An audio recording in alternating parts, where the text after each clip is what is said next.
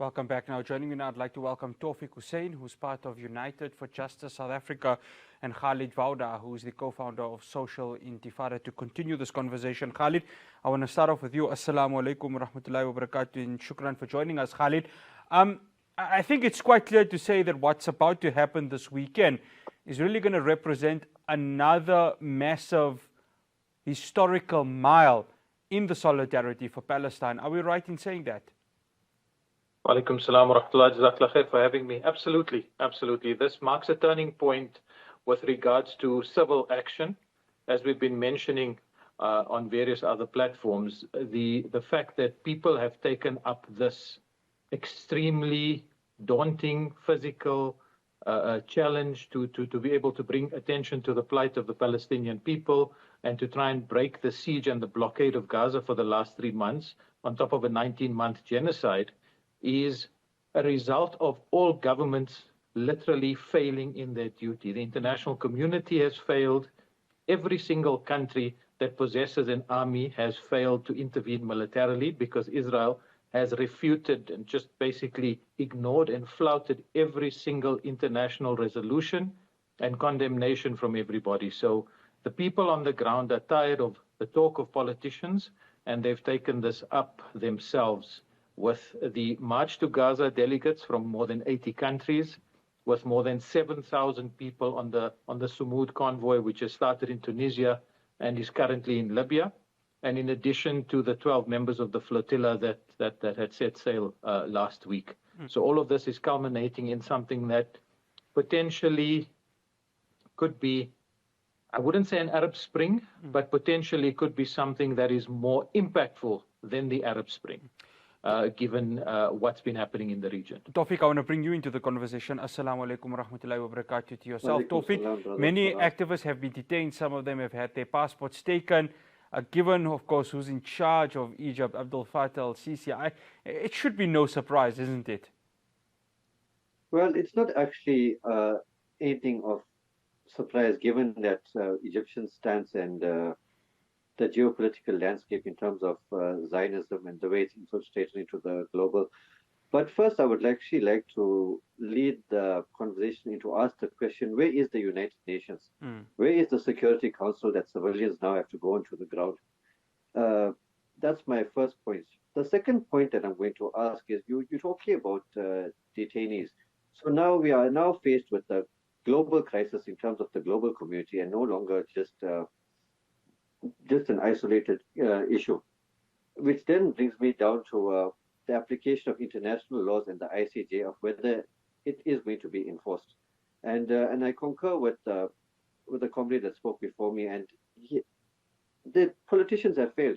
The global community has failed, that citizens have to now go on the ground. Where is the UN? So yeah, I'm just going to leave that for now. Yeah, I think that's an important part of this, Khalid. I mean, the fact that you've got this government in Egypt who's just really making life very difficult.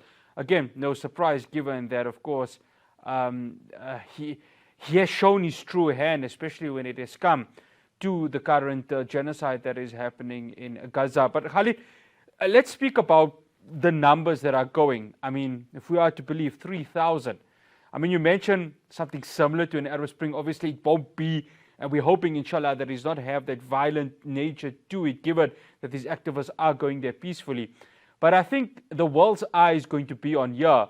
And right now, one player, being Egypt, may have to force its hand to try and open the gate. But the other one is Israel.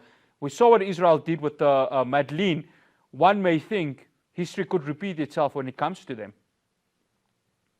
Absolutely. Israel is afraid of the repercussions and they know the sentiment on the ground, not just in Muslim lands, neighboring Muslim lands, but around the world. They see the protests that are taking place against Zionism and against this despicable Zionist entity called Israel. They see this taking place week in, week out.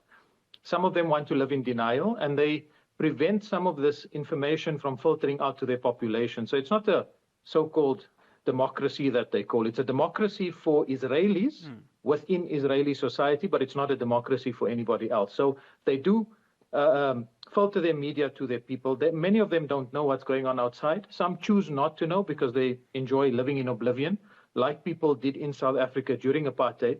when you had people starving not too far away and living in Bantustans, and a few kilometers away, people are having picnics and braais and parties and so on, which is what we're seeing in occupied Palestine now. Egypt has been playing a double speak for a long time now. On the one hand, they talk about their support for the Palestinians, and I make a differentiation here. It's important to make a differentiation between the Egyptian regime and the people of Egypt, the vast majority of whom are fully supportive of their brothers and sisters in Palestine. The Egyptian regime, on the other hand, we know how they came into power by toppling a democratically elected president previously, by imprisoning him, and by arresting and killing almost everybody from the opposition. So this regime is controlling Egypt through fear. The population are afraid to rise up, as is the case with many other regimes in the Middle East.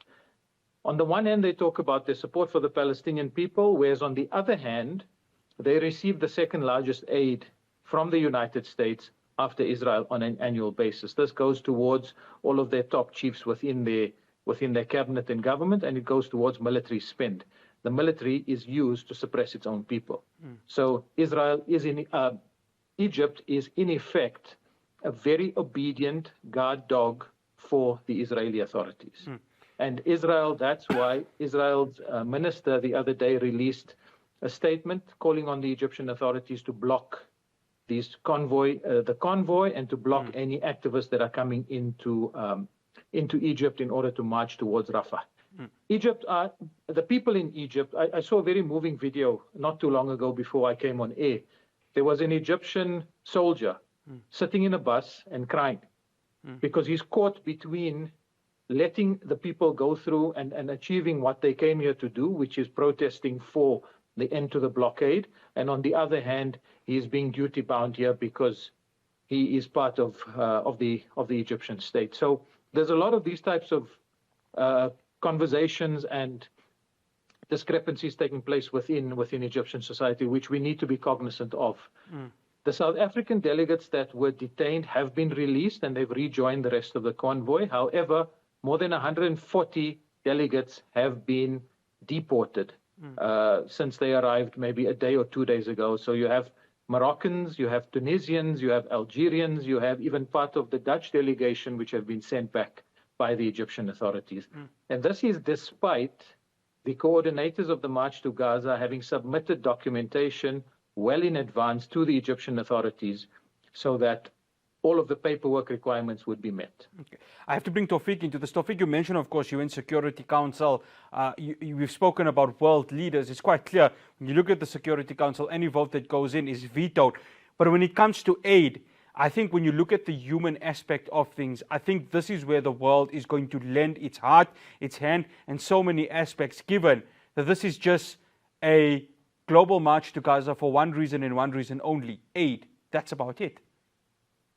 Yeah, no, 100%. And I've attended meetings on quite a high level, where I think I interacted with probably Dr. Mustafa. I'm not so sure his surname. It starts with a B. Barghouti. I think his brother is actually arrested right now. It's actually impossible to actually get aid in.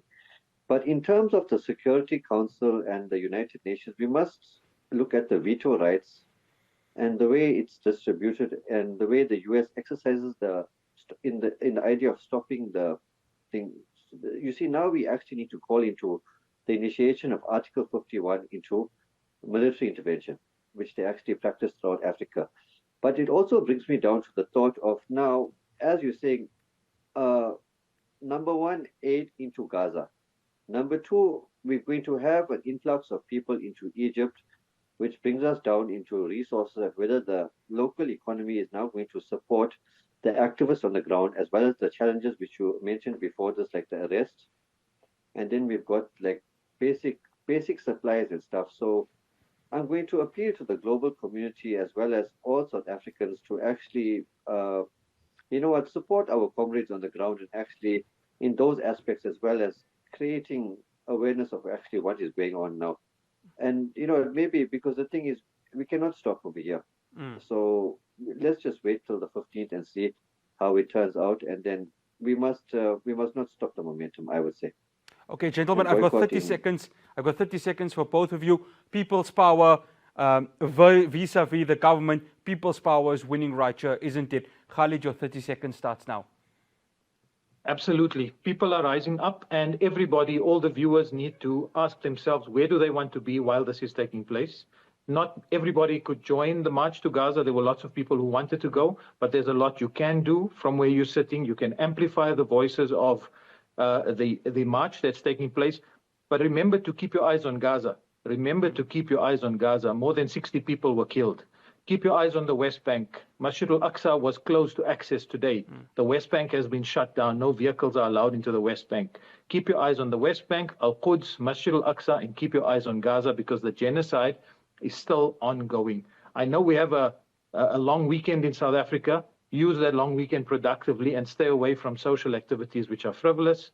Rather keep your attention focused on what is going on and educate yourself and others about this. Taufeeq, your 30 seconds starts now.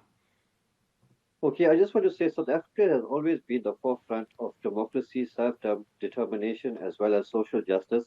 We must not forget what Mandela said, that the freedom of our freedom is not free until Palestine is free. So we must join our comrades on the ground, and we must fulfill and we must identify with the struggle as common civilians. And basically, we must not romanticize the issue, and we must keep it simple in terms of humanity, as well as maintaining discipline in light of the Freedom Charter, which makes provision for it all. I thank you. Taufeeq, absolute pleasure. Khalid, absolute pleasure. Thank you, gentlemen, for joining us. We really appreciate it. Assalamu alaikum. Wa alaikum salam.